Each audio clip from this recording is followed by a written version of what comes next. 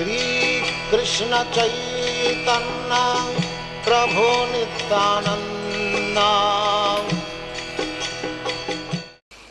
Hare Krishna, welcome. We are reading Bhagavad-gita here. That's why we call the channel Bhagavad-gita. Here it is. And this is our edition, Bhagavad-gita as it is, by His Divine Grace, A.C. Bhaktivedanta Swami Prabhupada, translation and commentary. And my name is Labangala Tika.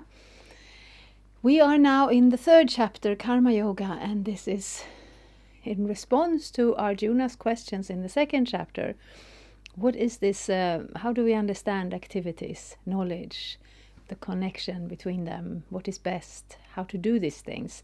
And Krishna has, of course, naturally, much input that is very useful for us.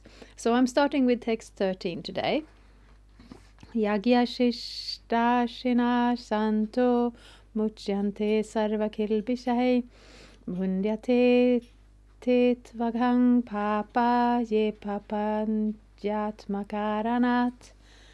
The devotees of the Lord are released from all kinds of sins because they eat food which is offered first in sacrifice. Others, who prepare food for personal sense enjoyment, verily eat only sin. Yes, so we were reading the previous verse, which if you haven't watched, you can go back and look at that, speaking about yagya, what it actually means, how this universe is connected in that way. Everyone is giving something. So as human beings, we give yagya, we give sacrifice, and the demigods, they give the natural resources, and eventually we're all supposed to connect back to Krishna. So here we're speaking about food and sacrifice, and which means, if you have ever visited the Hare Krishna temple, you know we are all about the food. We cook very nice vegetarian dishes, and we give them to Krishna first because we love Krishna. So whatever we do, the first plate goes to Krishna. And then that food is no longer part of the karmic reactions because it is connected to Krishna. It has become spiritual. So I will read the purport also here. The devotees of the Supreme Lord, or the persons who are in Krishna consciousness, are called santas. And they are always in love with the Lord, as it is described in the Brahma Samhita 5:38. Premandhyana churita bhakti vilochanena santa sadeva hridayeshu vilokayanti. The santas, being always in a compact of love with the Supreme Personality of Godhead, Govinda, the giver of all pleasure, or Mukunda, the giver of liberation, or Krishna, the all-attractive person, cannot accept anything without first offering it to the Supreme Person. Therefore, such devotees always perform yagyas in different modes of devotional service, such as Shravanam, Kirtanam, Smaranam, Archanam, etc. And these performances of yagya keep them always aloof from all kinds of contamination of sinful association in the material world.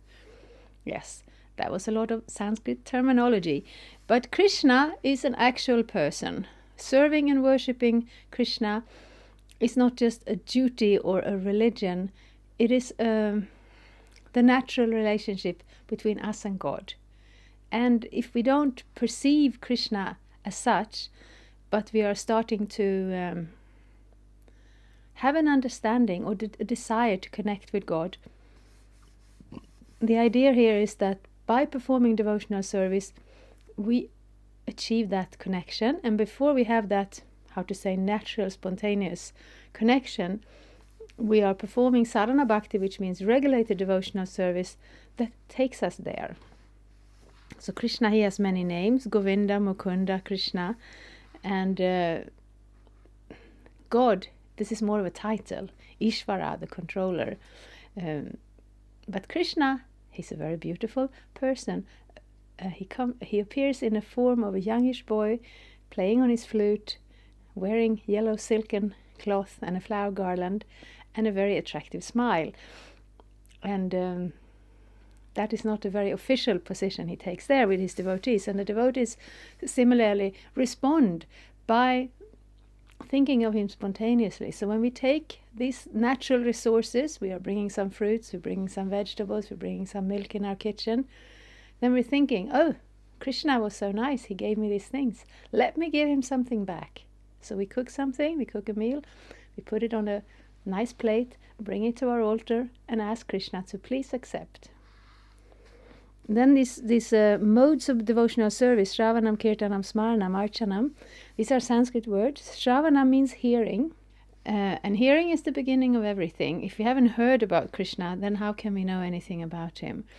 And Kirtanam means glorifying or reciting, both prayers and words and our mantra, the Hare Krishna mantra. This is Kirtanam, but it starts with Shravanam, because if we haven't heard it before, we don't have anything to recite. There will be no Kirtan.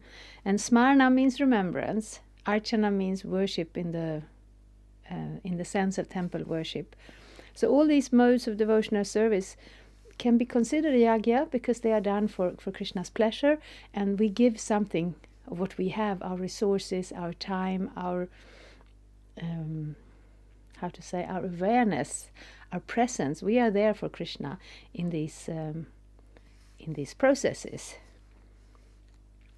It keeps them aloof from all kinds of sinful contamination, all kinds of contamination of sinful association in the material world. So we're not big on the sinful and the hell and that type of terminology, but the fact is, when we are connected in this material world, that keeps us here. We are actually of the spiritual nature. We are actually invited to be part of the Lord's personal association and in his abode in the spiritual world. But as long as we hold on to this material platform, as long as we hold on to that identification with the body, the desires for, material sense gratification that connects through the senses in this body, then Krishna stays a little bit on the side and wait for us to take our step. And actually, factually, all these things belong to Krishna, and we're supposed to have an exchange of loving devotion. And if we don't have that, at least we have to have that level of respecting. Okay, Krishna, you're giving me something, I will give you something according to your instructions, the way you like it. Others who prepare food for self or sense gratification are not only thieves, but also the eaters of all kinds of sins. How can a person be happy if he's both a thief and sinful? So that is actually what happens. We can see that sometimes we find there are people who are very unfortunate. They don't have anything, and still they have needs, and maybe they will have to steal their food and so on. And of course, the laws in a country, any sort of theft is punishable, but theft that is done in a very helpless position gets less punishment. But at the same time, that person cannot relax and feel, yes, I have deserved this. This is my food. I have worked for it. I have prepared it. There is always some kind of anxiety in the moment, and possibly in society and with karma, of course, always there is some reactions, there is some consequences of our activities. So therefore, on the one hand, it is possible for a person to, out of their pure love, direct all their activities, not the least their cooking of the food, towards pleasing Krishna. And if one is not on such a spontaneous level, one can accept that regulation in order to develop this spiritual vision and this connection to God, that when I do something, when I cook some food, I will follow the prescribed prayers and the proper ingredients, and I will do this in a regulated way as a kind of yagya for Krishna. So therefore, in order for people to become happy in all respect, they must be taught to perform the easy process of Sankirtan Yagya in full Krishna consciousness. Otherwise, there can be no peace or happiness in the world. So the reason we hear about this is not that Krishna wants to put extra stress on the fact that there is punishment awaiting those who are sinful, but it's more a point of information, because if we don't know the connection between ourselves, our activities, the resources of this material world, and Krishna, the Supreme Personality, then we cannot make these choices ourselves. So Krishna is giving us the information, and now it's up to us what we do with it. But actually, if we are looking for peace and happiness in this world, the intelligent thing to do is to put Krishna in the center of our lives and take it from us. We are the Hare Krishnas, and we know that spiritual life begins in the kitchen. Thank you very much. Hare Krishna. Thank you for watching. We aim for updates every Tuesday and Friday. Please come back. If you have any questions or comments, please leave them down there. We also have some links and information for you.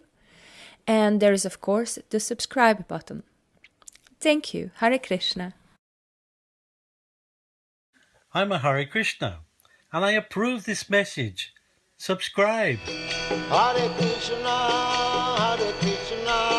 Krishna Krishna, Hare Hare, Hare Rama, Rama Rama.